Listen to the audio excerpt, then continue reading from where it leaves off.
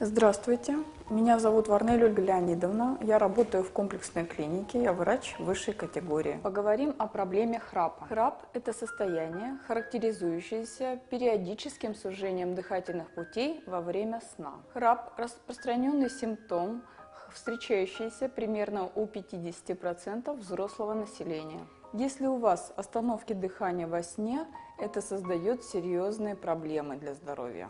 Жалобы пациенты предъявляют следующее: остановка дыхания во сне, частые пробуждения, приступы удушья в ночное время, разбитость по утрам, повышение артериального давления, выраженная дневная сонливость, снижение потенции. В нашей клинике применяется релюционный метод лечения храпа. Это пилар-имплантация. Небные импланты с успехом применяются в европейских клиниках. Методика представляет собой безопасную одноэтапную процедуру, альтернатива хирургическому лечению. Имплант укрепляет мягкое небо, тем самым делая его более упругим, что ослабляет динамические колебания неба во сне. Плюсы методики – это быстрое, практически безболезненное заживление.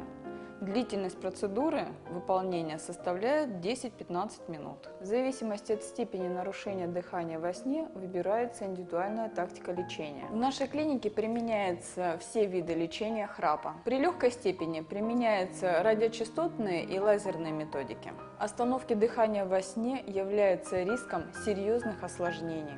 Не откладывайте визит к врачу, запишитесь на консультацию.